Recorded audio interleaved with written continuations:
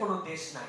ও বিদেশে গেলে বলে প্রবাসী, দেশে আসলেও বলে আপনি কি প্রবাসী। ওরে ভাই, তুই বাংলাদেশে নিজের বাড়িতে আসছি, আসার পরে বলে প্রবাসী আসছে। আরে আবার বিদেশে যাওয়ার পরে বলে এটা প্রবাসী সে আসছে। তার মানে আমার কোনো পরিচয় নাই, কেউ আমাকে মূল্যায়ন করতে চায় না। So be prepared.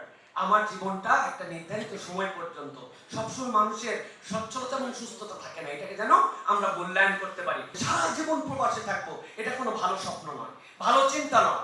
আপনি আপনার সন্তান, পরিবার, তাদের জন্য যে দায়িত্বশীলতার জায়গা আছে, এই জায়গাগুলোতে আপনারা নিজের একটা প্ল্যান করে নিজেরা আগান। উপার্জন যেন ইবাদতকে ভুলায় না দেয়, এটা মনে রাখতে হবে। মনে রাখবেন, এটা সব সময় লজ্জা নয়। মুসলিম আইডেন্টিটি আমার গর্ব। বলেন, মুসলিম আইডেন্টিটি আমার গর্ব।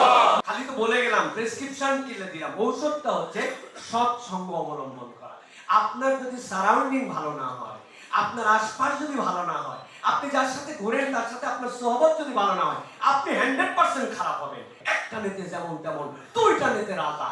আপনাদের অঞ্চলে উহার নাম রাজা। এই দেখছেন, সব এলাকায় একই নাম। সেই ছেলেকে কিছু খাইতো না, অসৎ সঙ্গে থেকে থেকে সে এখন গাঁজাখোর হয়েছে। প্রতিকূল পরিবেশ থেকে বাঁচার জন্য আপনাকে প্রয়োজনে স্রোতের বিপরীতে একাই একজনকে দাঁড়াতে হতে পারে। সকলের বিপক্ষে একাই আপনি একজনকে আপনাকে দাঁড়াতে হতে পারে। লোকজন আপনারে টিটকারি মারবে, বাবা হুজুর হয়ে গেছে, হুজুর হয়ে গেছে, মানুষজন বলে, এরকম টিটকারি করে আপনারে। এইগুলা গায়ে মাখার মতো সুযোগ নাই আপনার জন্য। আসসালামু আলাইকুম ওয়া রাহমাতুল্লাহি ওয়া বারাকাতুহু। ওয়া আলাইকুম আসসালাম ওয়া রাহমাতুল্লাহি ওয়া বারাকাতুহু। ইন্নাল হামদুলিল্লাহ ওয়াস সালাতু ওয়াস সালামু আলা রাসূলিল্লাহি ওয়া বা'দ। فقد قال الله سبحانه وتعالى في كلام المجيد وفي فرقان الحميد: أعوذ بالله من الشيطان الرجيم، بسم الله الرحمن الرحيم. فإذا قضيت الصلاة فانتشروا في الأرض وابتغوا من فضل الله واذكروا الله كثيرا لعلكم تفلحون. সম্মানিত আমাদের প্রবাসী ভাই এবং যারা আমাদের এখানে উপস্থিত হয়েছেন, আস-সুন্নাহ ফাউন্ডেশন কর্তৃক আয়োজিত রেমিটেন্স যোদ্ধাদের গাইডলাইন কর্মশালার আজকের উপস্থিতিকে সর্বপ্রথম আমরা আন্তরিকভাবে মোবারকবাদ জানাচ্ছি যে এরকম শীত স্নাত সকালে যারা এখানে এসে উপস্থিত হয়েছেন, আপনাদের প্রতি নিরন্তর ভালোবাসা এবং দোয়া। আলহামদুলিল্লাহ, আপনারা কেমন আছেন সবাই? আজকে এখানে আসতে পেরে আপনাদের ঠিক কেমন লাগছে? ভালো লাগছে আপনাদের? আলহামদুলিল্লাহ। আস-সুন্নাহ ফাউন্ডেশন আপনাদেরকে নিয়ে ভাবছে, আপনাদের জন্য চিন্তা করছে। দেশে আসার পরে প্রবাসীদেরকে গুরুত্ব দেয়, এই গুরুত্বটা খুব বেশি দিন থাকে না। যতদিন পর্যন্ত লাগেজের মালামাল শেষ হয় না ততদিন পর্যন্ত কিছুটা থাকে। এরপরে যখন শ্যাম্পু, ডাব সাবান, তারপরে গিফট আইটেম শেষ হয়ে যায়, প্রবাসী মূল্যায়ন শেষ হয়ে যায়। এটাই আমরা আমাদের দেশে সচরাচর দেখি। কিন্তু আস-সুন্নাহ ফাউন্ডেশন আজকে আপনাদের জন্য একটা ব্যতিক্রম উপস্থাপনার জায়গায় নিয়ে এসেছে, যে আপনাদেরকে মূল্যায়ন করে এখানে এনেছে। তো আমরা আজকে এখানে কিছু শিখে যাব ইনশাআল্লাহ, এইটুকু আমরা আশা রাখি। আমি খুব আনন্দের সাথে অনেকগুলি কথা বলি, তার মধ্যে একটা কথা বলি যে এই দেশের মানুষ এখনো আমাদেরকে চেনে, কিন্তু এই দেশের মানুষ আমাদেরকে 40% মানুষ পিক করে আমাদেরকে। মানে আমরা যেখানে যাই 100 জন লোকের মধ্যে 40 জন লোক আমাদেরকে চিনে ফেলে বা ভালোবাসা আমাদেরকে উপস্থাপন করে। কিন্তু আমরা যখন বিদেশে যাই, মধ্যপ্রাচ্যে যাই, ইউরোপে যাই, যেখানে যাই, মানে যেখানে আমাদের বাংলাদেশি ভাইয়েরা আছেন, 99% প্রবাসীরা আমাদেরকে পিক করে। আলহামদুলিল্লাহ। এর দ্বারা বুঝি আমরা যে প্রবাসে যারা থাকেন তারা ইসলামকে, আলেমদেরকে, কোরআন সুন্নাহর কথাকে নেটের মাধ্যমে, ভার্চুয়াল জগতের মাধ্যমে পছন্দ করেন, জন্যই তারা আমাদেরকে চিনতে পারেন। তো আজকের এই আয়োজনটা সেই মানুষদের জন্যই যে আলহামদুলিল্লাহ যারা প্রবাসের যে প্রতিকূল আমাদের পরিবেশ আছে, প্রবাসের পরিবেশটা সবসময় আমাদের অনুকূল নয়। আমাদের সবসময় যে আমরা নন ইসলামিক কান্ট্রিতে থাকি তাও নয়, কিন্তু পরিবেশটাই এমন ভাবে আমাদের জন্য যে সেটা আমাদের জন্য সবসময় অনুকূল হয় না। আমরা যখন প্রবাসে যাচ্ছি, আমরা যখন কামাই রুজিতে যাচ্ছি, এটা আমাদের মৌলিক কথা। ইসলামের সাথে যারা জড়িত, আমাদের জন্য এটা মৌলিক কথা যে আমাদের নিয়ত যেটা হবে, এই নিয়তের উপরে কিন্তু আমরা আল্লাহ রাব্বুল আলামিনের কাছ থেকে রিওয়ার্ড পাবো। তার মানে আমাদের যে ফলাফল, এই ফলাফল প্রাপ্তিটা আমাদের নিয়তের উপরে হবে। এখন আমাদের যারা প্রবাসে যাচ্ছেন, আমাদের মধ্যে থেকে যারা প্রবাসী জীবন যাপন করছেন, নিরন্তর আপনার যদি এইটাই চিন্তা হয় একটা বাড়ি বানাবো, দুনিয়ায় আমার কিছু বৈষয়িক সম্পদ হবে, এরপরে দেশে আসব, আসার পর আমি একটুখানি সুন্দর একটা জীবন যাপন করব, কেবলমাত্র দুনিয়াদারি যদি আমার চিন্তা হয়, তাহলে আমার নিয়তটা অশুদ্ধ। আমার হয়তো প্রাপ্তি হবে, কিন্তু আমার ওই প্রাপ্তির যোগটা আল্লাহ রসুলের তরিকা মতো হবে না। এই জন্য সবার আগে নিয়তকে বিশুদ্ধ করতে হবে। আমি কেন যাচ্ছি, আমার এটার ইন্টেনশনটা কি, আমার এই হালাল ইনকামের পিছনে আমার মৌলিক চাহিদাটা কি, এই নিয়তটা আমাদের জন্য গুরুত্বপূর্ণ। যেটা আমরা সব সময় জানি যে ইন্নামাল আমালু বিন্নিয়াত ওয়া ইন্নামা লিকুল্লি ইমরিইন মা নাওয়া, বিখ্যাত হাদিস। এমন কেউ জানে না যে এইটা জানে না, কিন্তু এই ইন্টেনশনটা আমাদের সব সময় ঠিক হয় না। এই জন্য আমি আপনাদেরকে বলবো ভাই, নিয়ত হচ্ছে একটা গোপন আমল। পৃথিবীতে উম্মতে মুহাম্মাদীকে আল্লাহ রাব্বুল আলামিন যতগুলো নিয়ামত দিয়েছেন, এর মধ্যে হচ্ছে নিয়ত হচ্ছে একটা বড় আমাদের জন্য গুরুত্বপূর্ণ ইবাদত। আমরা অনেক সময় বুঝি না যে নিয়ত কিভাবে আমাদের জন্য ইবাদত হতে পারে। একটা লোক নিয়ত করছে যে এইবার দেশে যাওয়ার পরে ঈদের আগে যাব, আল্লাহ যদি মাসায় রাখে তাহলে ঈদের পরে সবচেয়ে ভালো যে সিনেমাটা আসবে এই সিনেমাটা পরিবার নিয়ে দেখব। নিয়ত করছে কথা কথা একজন, কিন্তু কোনো কারণে সে দেশেই আসতে পারে নাই, অথবা ঈদের পরে সিনেমার টিকিট পায় নাই, অথবা অসুস্থ হয়েছে জন্য সিনেমায় যেতে পারে নাই। ওই যে নিয়ত করছিল, সে বাস্তবায়ন না করতে পারার কারণে তার কোনো গুনাহ হয় নাই। কিন্তু এই লোকটাই যদি নিয়ত করে আল্লাহ যদি আমাকে তৌফিক দেয়, ইনশাআল্লাহ আমি অচিরেই আমি একটা হজ এবং উমরা করার জন্য যাব, সারা জীবন তার নিয়ত করে করে করে করে সময় পার হয়ে গেছে, কিন্তু এই নিয়তের সংগতির সাথে তার হয় নাই। এই না হওয়ার কারণে সে কখনো হজেও যেতে পারে নাই, উমরাও যেতে পারে নাই। কিন্তু এই যে পজিটিভ নিয়ত করছে, আল্লাহ এই নিয়তের কারণে তার আমলনামায় না যেতে পারুক, সওয়াবগুলো কন্টিনিউ লিখে দিয়েছে। এই জন্য প্রিয় ভাইরা, নিয়তটা আমাদের জন্য খুব গুরুত্বপূর্ণ। চেঞ্জ করতে পারি। আমি একদিন পর্যন্ত নিয়ত একরকম ছিল, এখন আমি নিয়ত চেঞ্জ করে ফেলতে পারি যে আল্লাহ আমার নিয়তটা হচ্ছে যে আমি তোমার জন্য হালাল রুজি করার জন্য, পরিবারকে হালাল কামাই খাওয়ানোর জন্য এবং তোমার দ্বীনকে গ্রহণ করে আমি আমার পরিবার পরিজনকে তোমার দেওয়া দায়িত্ব পালনের নিয়তে আমি আজকে ইনকাম করার জন্য গেছি, এবং আমি কন্ট্রিবিউট করছি আমার দেশ যেন উন্নত হয়, আমার দেশের জন্য, দেশের মানুষের জন্য আমার এই কন্ট্রিবিউশনটা যেন হয়। আল্লাহ আপনার নিয়ত যদি এটা নাও থাকে, আপনার কামাই যা ছিল আগেও ছিল, পরেও তাই থাকবে, কিন্তু আপনার এই নিয়তের কারণে আল্লাহ রাব্বুল আলামিন কিন্তু আপনাকে ভিন্ন একটা মানুষ বানায় দিতে পারে। এই জন্য নিয়ত চেঞ্জ করে নিতে হয়। যদি আমার নিয়তে ঝামেলাও থাকে, এখনই আমি নিয়ত বদলাই নিতে পারি। এই জন্য বারবার নিয়তকে রিভিউ করতে হয়। মাঝে মাঝে শয়তান ইন্টেনশন এদিকে নিয়ে যাবে, ওদিকে আবার নিয়ত ঠিক করছে, আবার নিয়ত ঠিক করছে। এইটা হচ্ছে আমাদের জন্য দায়িত্ব। অতএব আমাদের প্রথম দায়িত্ব হচ্ছে নিয়তের ক্ষেত্রে সতর্ক থাকা। জীবিকা উপার্জন হতে পারে ইবাদত। এই আয়াত আমি আপনাদের কাছে বলেছি, আল্লাহ রাব্বুল আলামিন কুরআনুল কারীমের মধ্যে বলেছেন, যখন তোমার সালাত শেষ হয়ে যাবে বেরিয়ে যাও, তুমি বেরিয়ে যে তোমার রবের জীবিকা তালাশ করো। আল্লাহ রাব্বুল আলামিন চাইলে, কোন একটা মানুষ বলছে আল্লাহ তো রাজ্জাক, আল্লাহ আমারে খাওয়াতে পারে। আল্লাহ পারে কি পারে না? পারে। অতএব সে বলছে আমি কোনো কাজ কাম করবো না, আমি খালি শুয়ে থাকবো, আল্লাহ আমার মুখের মধ্যে খাবার দিবে। এটা আল্লাহর সুন্নাত নয়, আল্লাহর পদ্ধতি এটা নয়। আল্লাহর পদ্ধতি তুমি তালাশ করতে বের হও, রিজিকের ব্যবস্থা আল্লাহ রাব্বুল আলামিন করে দিবেন। তাহলে আপনার নিয়তের দ্বিতীয় পার্ট যেটা, আল্লাহ তুমি আমাকে বলছো রিজিকের তালাশে বের হও, আমি তো রিজিকের তালাশে বেরিয়েছি, এইটা যেন আপনার মনের মধ্যে থাকে যে আপনি জীবিকা উপার্জন করছেন আল্লাহর নির্দেশে। তাহলে হবে কি, আপনার টাকা কামাইও করা হবে, আপনার একটা ইবাদতও হবে। এইটা হচ্ছে একটা বড় গুরুত্বপূর্ণ বিষয়। তৃতীয়ত যেটা, যে নিজের হাতের উপার্জন যে সর্বোত্তম উপার্জন, এটা আমরা কম বেশি সবাই জানি। এই যে আল্লাহ নবী দাউদ আলাইহিস সালাম নিজের কামাই খেতেন। পৃথিবীর এমন কোন পয়গম্বর নাই যেই পয়গম্বর আলাইহিস সালাম নিজে হাতে কামাই করতেন না। প্রত্যেকের নিজের হাতের কামাই ছিল, তারা নিজে হাতে কামাই করেছেন নিজের পরিবারের জন্য।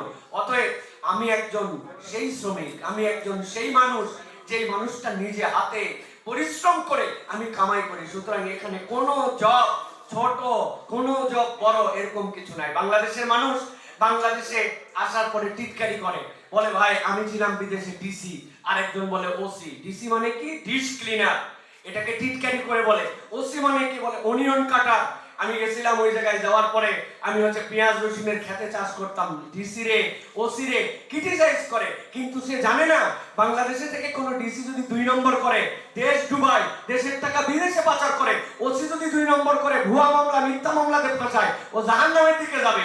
আর যেই লোকটা ওসি ডিসি বলে টিটকারি করে ডিশ ক্লিনার, আর সেই লোকটা অনিয়ন কাটার, ওই লোকটা যদি নিজের হাতে কামাই করে, আল্লাহ দিলে এই কামাইয়ের কারণে সে জান্নাতের দিকে যাবে ইনশাআল্লাহ। সুতরাং প্রবাসী যারা আমরা আছি, আমরা এটা মনে রাখবো যে আমরা আমাদের নিজের হাতের কামাইটা আমাদের চেষ্টার মধ্যে করছি। প্রিয় ভাইরা, মৌলিক পয়েন্ট এবার আমরা আসি, সেটা হচ্ছে যে প্রবাস শুধু ভৌগোলিক দূরত্ব নয়, এটা ঈমান, চরিত্র এবং পরিচয়ের বড় একটা পরীক্ষা। আমি তো গেছি কামাই করার জন্য, আমি তো গেছি রুজি করার জন্য, নিহত আমার ঠিক আছে, কিন্তু আমি সাথে সাথে যে একটা পরীক্ষা স্থলে পৌঁছায় গেছি সেটা বুঝি না। ঈমান মানে পরীক্ষা, আর প্রবাস মানে কিন্তু সেই পরীক্ষার বাস্তব মাঠ। আমি কোন আইডেন্টিটি নিয়ে গেছি? আমার আইডেন্টিটি আমি একজন মুসলিম, আমি একজন মুমিন, আমি একজন মুসলমানের ঘরের সন্তান। কিন্তু আমরা যাওয়ার পরে দেখতেছি এমন এক পরীক্ষার জায়গায় পৌঁছাচ্ছি, এই জন্য আমাদের জন্য খুব কঠিন বিষয়। আল্লাহ রাব্বুল আলামিন সূরা আনকাবুতের মধ্যে বলছেন, আহসিবান নাস আইয়াতরাকু আইয়াকুলু আমান্না ওয়া হুম লা ইফতানুন। মানুষ কি এরকম মনে করে নাকি যে সে বলবে আমি ঈমান আনছি আর তার কোনো পরীক্ষাই নেই, পরীক্ষা ছাড়াই তাকে পাস করাইতে হবে? না। সুতরাং আমাদের এটাও একটা পরীক্ষা যে আমি প্রবাসে গেছি, যাওয়ার পর আমার পরিবেশটা কি, আমি কোন জায়গায় আছি। দেখেন, আমরা বলছি এই জায়গায় যে প্রতিকূল পরিবেশে ঈমান রক্ষা আমাদের জন্য কিভাবে। প্রতিকূল পরিবেশ বলতে আমরা কি বুঝাই? প্রতিকূল পরিবেশ বলতে আমরা বুঝাইছি ইসলাম বিরোধী সংস্কৃতি। আপনি দেখতে পাচ্ছেন ডানে বামে সামনে পিছনে মোবাইলে ট্যাবে আপনার সব জায়গাতে হালাল হারামের সীমানা ঝাপসা, যে আমি কামাই করতেছি এটা হালাল না এটা হারাম আমি কেমনে বুঝবো? দেখবেন অনেক জায়গায় এরকম মিশ্রণ যুক্ত কামাই আছে। মুসলিম পরিচয় লুকানোর চাপ আছে, আমি মুসলমান এই পরিচয় দিতে অনেকে লজ্জাবোধ করে। এরপরে সন্তানরা নিজেদের পরিচয়ের সংকটে ভোগে। এই যে প্রতিকূল পরিবেশের রূপ, এইগুলা কিন্তু প্রবাস জীবন থেকে শুরু করে ওই প্রবাসী তারা পরিবার পর্যন্ত এটা আমাদের মধ্যে পৌঁছায়। আল্লাহ রাব্বুল আলামিন বলছেন আমাদের মধ্যে এটা খুব বেশি আছে। বেশিরভাগ লোক যেদিকে যায় আমরা মনে করি ওই দিকটাই বোধহয় সঠিক, বহুত লোক একদিকে আছে, কিন্তু বেশিরভাগ লোক আমাদের জন্য কখনো আল্লাহ রাব্বুল আলামিনের পক্ষ থেকে পাস বা ফেল, সফল বা বিফলদের তালিকার অন্তর্ভুক্ত নয়। আল্লাহ কোরআনুল কারীমের সূরা আনামের মধ্যে বলছেন, তোমরা যদি অধিকাংশ মানুষের অনুসরণ করো তাহলে আল্লাহর পথ থেকে তোমাদেরকে তারা বিচ্যুত করে দিবে। অধিকাংশ মানুষই তো করে ভাই, বেশিরভাগ লোকই এটা করতেছে ভাই। আমার রুমমেট যারা আছে অধিকাংশ মানুষই তো এরকম। এই যে অধিকাংশ বেশিরভাগ সবাইকে দেখতেছি এখনকার সমাজ, এই বক্তব্যটা আমাদের জন্য ভয়ঙ্কর একটা বক্তব্য। অতএব সংখ্যা গরিষ্ঠতা কখনো সত্যের মানদণ্ড নয়, মনে থাকবে। সংখ্যা গরিষ্ঠতা কখনো সত্যের মানদণ্ড নয়। আল্লাহ নবী যখন দ্বীনের দাওয়াত নিয়ে আসলেন, আল্লাহ নবী সাল্লাল্লাহু আলাইহি ওয়াসাল্লাম নবী, এরপরে প্রথম মেনেছেন খাদিজা রাদিয়াল্লাহু তাআলা, তারপরে কে মানছেন? হযরতে আলী রাদিয়াল্লাহু তাআলা। এই যে ইসলামের তিনজন, আর পুরো আরবতে উল্টা। তখন কি তাহলে ইসলাম আমাদের জন্য অসত্য ছিল? নাউজুবিল্লাহ, তখনও সত্য এখনো সত্য। আল্লাহ নবী একাই যখন তখনও সত্য, পৃথিবীতে যখন এখন 200 কোটি মুসলমান তখনও সত্য। সুতরাং সংখ্যা গরিষ্ঠতা কখনো সত্যের মানদণ্ড নয়, এটা আপনার মগজের মধ্যে ঢুকাই নিতে হবে। তাছাড়া আপনারা শুধু শয়তান উস্কাবে, সবাই করে যে সবাই করতেছে না, বাকিরা এরকম, তারা কি বুঝলো না? আপনারা শয়তান ইনজেকশন দিবে।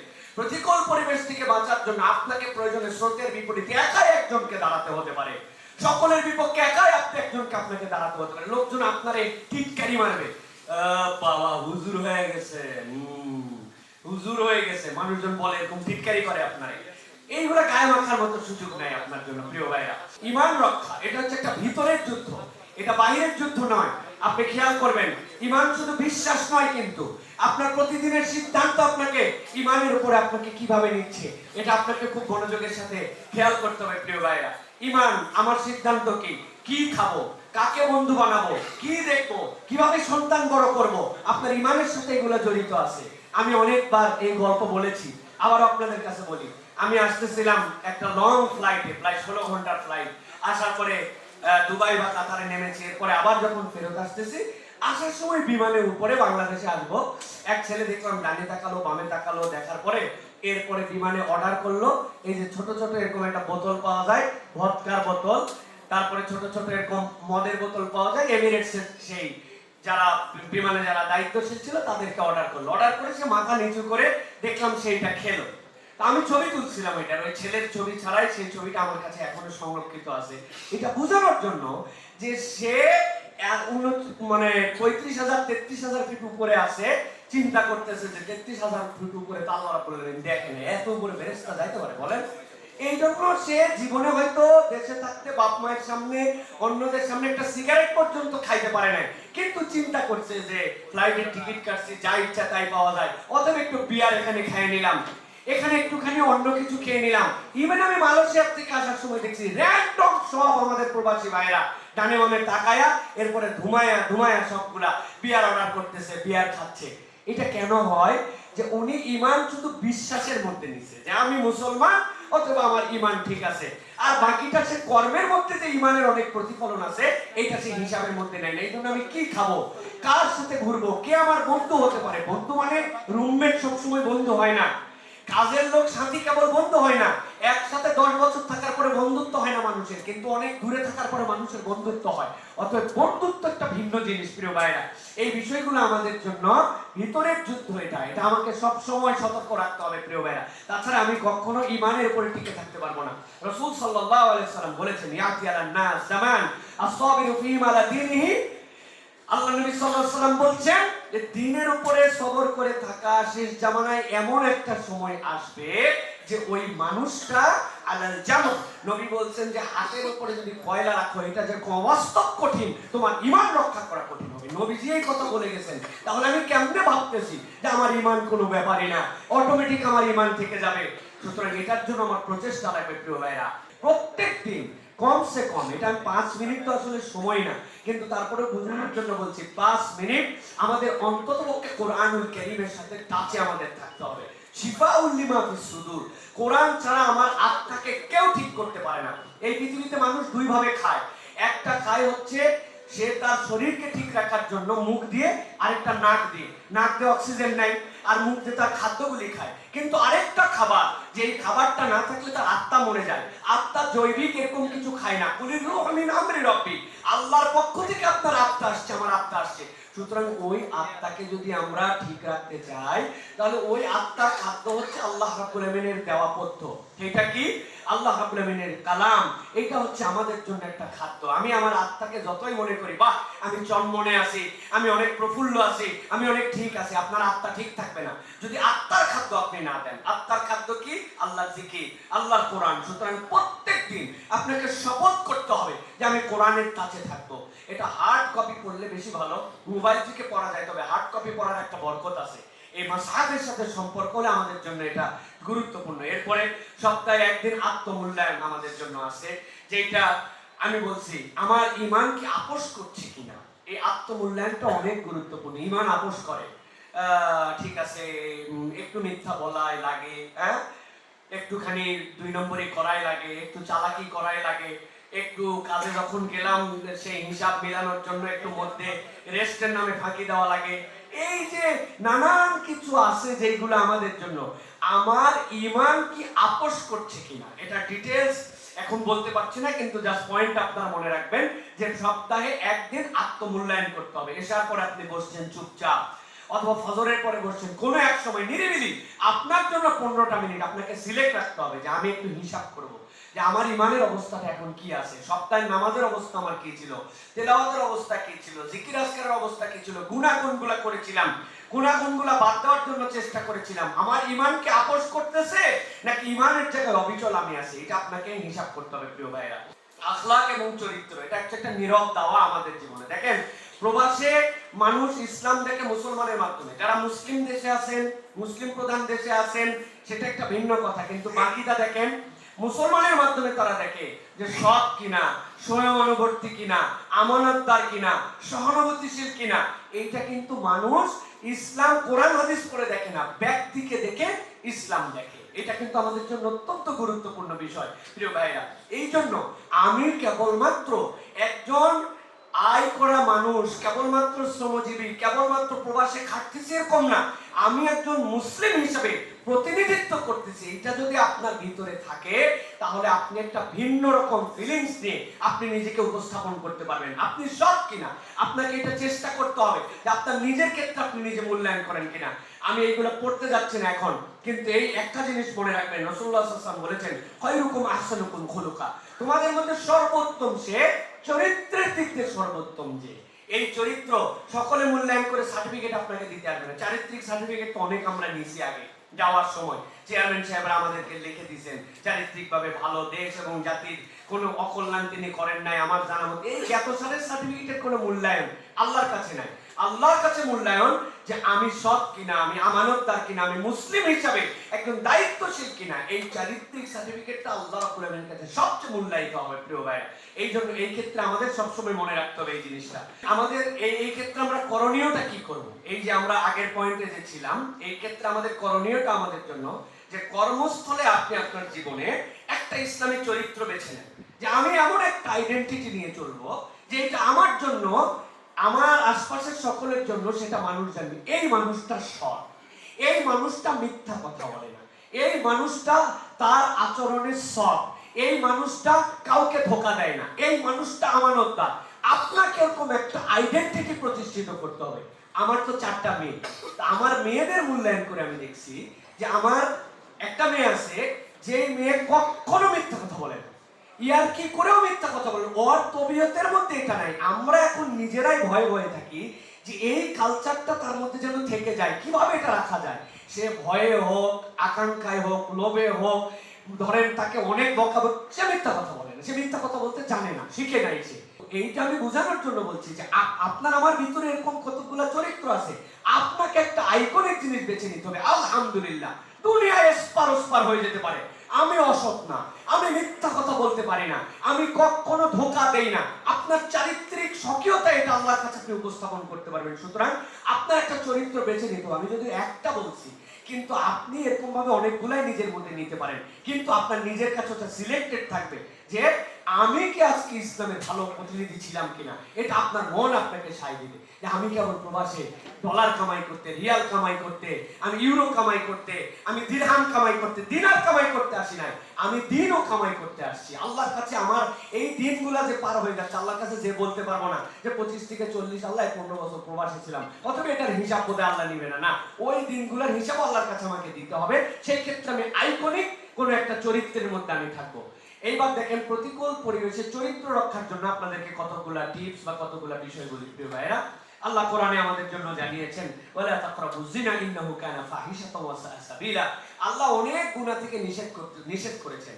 আল্লাহ বলছেন মিথ্যা বলো না, গীবত করো না, হারাম খেও না, কিন্তু এই একটা গুনাহ আল্লাহ বলছেন লা তাকরাবুজ জিনা, এর কাছেও যেও না, এর কাছেও যেও না, এর আশপাশেও যেও না। তুমি আপনি বুঝেন, দুইটা ডিমান্ডটা বুঝেন, একটা মানা আর একটা আশপাশে যেও না। এই বিষয়টা খুব গুরুত্বপূর্ণ আমাদের জন্য যে আমরা জিনা, ব্যভিচার, এটার সাথে যেন আমাদের কোন রকম দূরতম সম্পর্ক না থাকে, এর সাথে যেগুলো কানেক্ট করে সেইগুলোর সাথেও যেন আমাদের জন্য নিজেদের কানেকশন না থাকে। আল্লাহ কোরআনে বলেছেন ক্বাদ আফলাহাল মুমিনুন আল্লাযীনা হুম ফি সালাতিহিম খাশিউন ওয়াল্লাযীনা হুম আনিল লাগওয়ি মুরিদুন। আল্লাহ বলেন সফল তো তারা যারা দুনিয়ার বুকে নিজেরা তার সালাতের ব্যাপারে ভয় করে, নিজেরা বিনম্রতা অবলম্বন করে এবং অনর্থক কাজকর্ম থেকে নিজেকে বাঁচায় রাখে। অনর্থক আজগবি কাজ, যেই কাজের কোনো দাম নাই, এরকম কাজ ইমানদার কখনো করবে না। আমরা এই আজগবি কাজের তালিকা যদি করি, ইনক্লুডিং আমি সহ, আমাদের এই মোবাইল হচ্ছে আজগবি কাজের একটা সময়, ঠিক না ভাই? ভাই নেটওয়ার্ক নাই এখন, বলে এখন নেট নাই, কি করতেছিস? কই পুরাতন ছবি দেখতেছি, তাও মোবাইল দেখা লাগবে, গ্যালারির মধ্যে ঢুকে দেখতেছি, কি ভাই ঠিক না? পুরাতন হোয়াটসঅ্যাপ চেক করে দেখতেছি, নেট নাই এখন, তাই কি করব, কিন্তু আমি কিছু একটা করতেছি। ভাই রে ভাই, অনর্থক কাজের তালিকার মধ্যে এটা এখন টপ বেস্ট আমাদের মধ্যে আসছে। এছাড়াও প্রবাস জীবনে দেখবেন কোনো কাম নাই, লুডো খেলতেছে, উমুক খেলতেছে, তুমুক অ্যাপস দেখতেছে, কিছু না হলে অন্তত পক্ষে দূরবর্তী যেগুলা জুয়ার অ্যাপস আছে, এগুলা জুয়াতে কিছু টাকা লাগাচ্ছে, বেশি লাগাচ্ছে না কিন্তু কিছু লাগাচ্ছে, যদি আল্লাহ কিছু দেয়, তাই না? মানে জুয়াতেও বলতেছে যদিও আল্লাহ কিছু দেয়, মানে হারাম আমাদের কাছে এত সহজ প্রাপ্ত হয়েছে, বলছে আলহামদুলিল্লাহ আমি একটু হালকা সুদের কারবার করি, আমার স্ত্রীও করে, আলহামদুলিল্লাহ আল্লাহ চলাচ্ছে এটা দিয়ে আমাদেরকে। চিন্তা করছেন আপনি, এই সুদের কারবার বানায় ফেলছে। এই জন্য অনর্থক কোনো কাজের মধ্যে ঢোকা যাবে না। এখান থেকে বাঁচতে হবে, আমাদের জন্য চেষ্টা করতে হবে প্রিয় ভাইরা, যে এই বাঁচবো আমি কিভাবে। খালি তো বলে গেলাম, প্রেসক্রিপশন কিনে দিলাম। ঔষধটা হচ্ছে সৎসঙ্গ অবলম্বন করা। আপনার যদি সারাউন্ডিং ভালো না হয়, আপনার আশপাশ যদি ভালো না হয়, আপনি যার সাথে ঘোরেন তার সাথে আপনার সোহবত যদি ভালো না হয়, আপনি 100% খারাপ হবেন। আমি অনেক সময় বলি, আগে বিড়ি খাইতো না, 10 হাত দূরে থাকলে বিড়ির গন্ধ চুললেও কাশতো, কিন্তু 10 দিন থাকার পরে আস্তে করে বিড়ি ভাগে কিনছে, কিনে বলছে আমি ফার্স্ট কল, তুই ধরার উপর আমি টানবো। এই বন্ধুই দেখবেন অনুষ্ঠান, ঈদ পর্ব বিভিন্ন সময় বলছে, দোস্ত আগের মতো তার 2 মাসে না বিড়ি খাই। বলছে কি করা লাগবে? বলছে তোরে একটা জিনিস দিয়ে গেলাম, তুই ভিতরে খালি মাল ফেলা, আমি আসতেছি। ও বাইক দিয়ে টাইনে প্রত্যেকটা পুরিয়া নিয়ে আসছে, এসে আস্তে করে কুসকুস করে কাটে ওর মধ্যে ঢুকাইছে, ঢুকায় বলতেছে এখন টাইনে দেয়, একটা নিতে যেমন তেমন, দুইটা নিতে রাজা। আপনাদের অঞ্চলে উহার নাম গাঁজা। এই দেখছেন সব এলাকায় একই নাম। যেই ছেলেকে কিছু খাইতো না, অসৎ সঙ্গে থেকে থেকে সে এখন গাঁজাখোর হয়েছে। এটা কি বানানো কথা বললাম ভাই? আমাদের সমাজে এরকম হয়েছে, অনেক প্রবাসী এরকম আছে যারা দেখবেন দেশে থাকতে বিড়ি সিগারেট দেখেন, এখন চিন্তা করছে প্রবাসে অনেক টেনশন, অনেক কাজের প্রেশার, এই জন্য উনি একটু সিগারেট খায়। এইটা নিজে নিজে খায় না, ওই সোহবতের কারণে খাইছে। বোতল কিনে নিয়ে এসে ভাগ করে খায়, সপ্তাহে একদিন অন্তত। ভাই যে টেনশন, যে পেরেশানি, বলবেন না ভাই, এটা না হলে আসলে চলে না, দম পাওয়া যায় না, আছে কিনা? কেন এটা হচ্ছে? এটা হচ্ছে আপনার সৎসঙ্গ, এটা হচ্ছে আপনার মেডিসিন। এটা আপনাকে সবসময় খেয়াল করে চলতে হবে প্রিয় ভাইরা। মুসলিম আইডেন্টিটি লজ্জা নয়, গর্ব। It's a proud thing. আপনাকে এটা সবসময় ফিল করতে হবে। কুনতুম খায়রা উম্মাহ উখরিজাত লিন-নাস, আপনি শ্রেষ্ঠ, আমি শ্রেষ্ঠ। কেন? আল্লাহ বলছেন তোমাকে অপরের কল্যাণের জন্য সৃষ্টি করেছে। পরিচয় লুকানো, এটা ধীরে ধীরে আমাদের পরিচয় হারাই ফেলবো আমরা।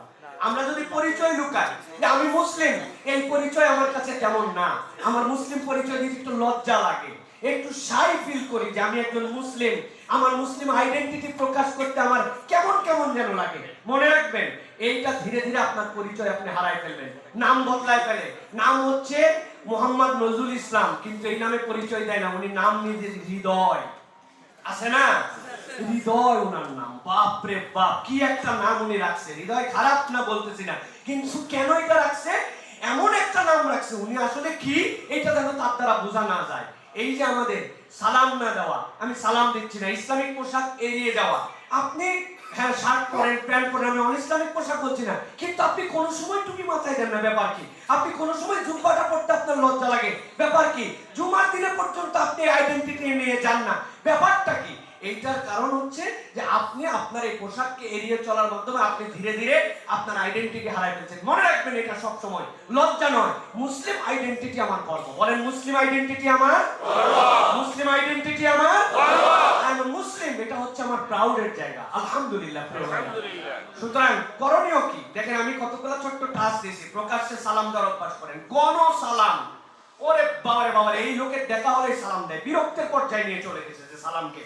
মানে এইটা হচ্ছে আমাদের সন্তানদেরকে বলেন যে আমি মুসলিম, এটা আমার শক্তি, এটা আপনার পরিচয় দিতে হবে। মসজিদ এবং দ্বীনি সার্কেলের সাথে যুক্ত থাকতে হবে প্রিয় ভাইরা, যেখানে হালাকা হয়, মন না চাইলে, অত ভালো লেকচারার না হলেও আপনাকে সেই জায়গায় যাওয়ার জন্য দ্বীনি প্রোগ্রামে নিয়মিত অংশগ্রহণ করতে হবে আপনাকে। তাছাড়া দিন এরকম না যে অটোমেটিক বড়ির মতো খাওয়াই দিছে, এটা টিকে থাকবে আপনার সাথে, এত সহজ নয়। এটা আমাদের জন্য খুব গুরুত্বপূর্ণ প্রিয় ভাইরা। হালাল উপার্জন এবং হারাম যেখান থেকে বর্জন, যে বিষয়ে আমরা ইতিমধ্যেই কথা বলেছি আপনাদের কাছে, যে আল্লাহ রাব্বুল আলামিন আমাদেরকে হালাল উপার্জনের জন্য নির্দেশ দিয়েছেন। সুতরাং আপনি বিদেশে যায়, প্রবাসে যায়, এমন কোনো কাজের সাথে যুক্ত হতে পারবেন না যেটা আপনার জন্য হারাম। সুতরাং আপনাকে হারাম উপার্জন আপনাকে ত্যাগ করতে হবে, এটার সাথে আপনার কোনো সম্পর্ক থাকবে না। উপার্জন যেন ইবাদতকে ভুলায় না দেয়, এটা মনে রাখতে হবে। আপনি এমন উপার্জনের মধ্যে আছেন, আমাদের কাছে প্রশ্ন করে, হুজুর দুপুরে ছুটি দেয় না, এই জন্য জোহরের নামাজ বাদ দিতে পারবো কিনা, আসর বাদ দিতে পারবো না। আমি বলি তার জন্য প্রিয় ভাইরা, বাদ দিতে পারবেন। কিভাবে পারবেন? আপনি যদি 2 থেকে 2.5 মিনিট অক্সিজেন ছাড়া বেঁচে থাকতে পারেন, তাহলে আপনি বাদ দিতে পারবেন।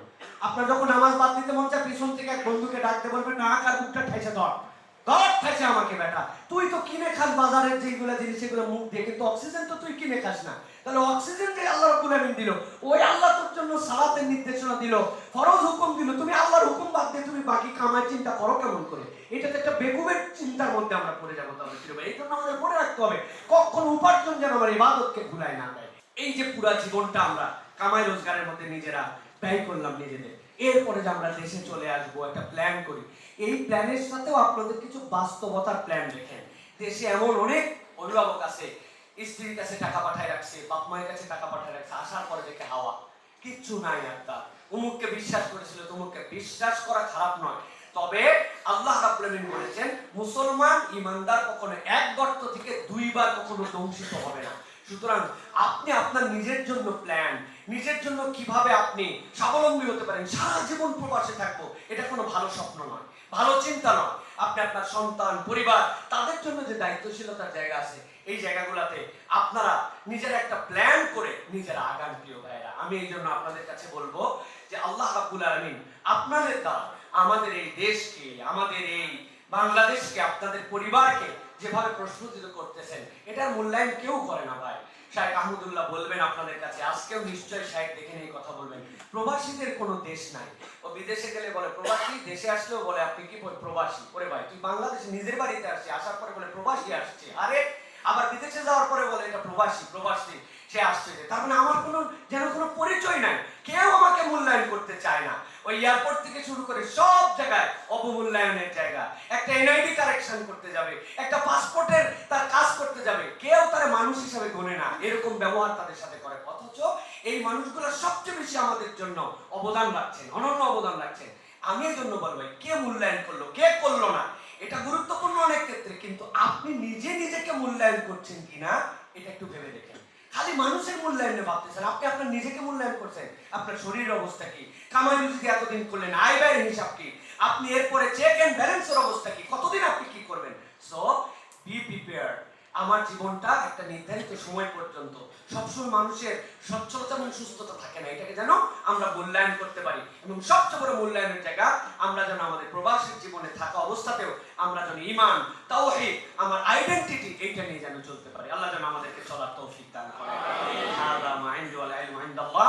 সুবহানাকাল্লাহুম্মা বিহামদিকা আশহাদু আল্লা ইলাহা ইল্লা আনতা আস্তাগফিরুকা ওয়া আতুবু ইলাইক। ওয়াসসালামু আলাইকুম ওয়া রাহমাতুল্লাহি ওয়া বারাকাতুহু।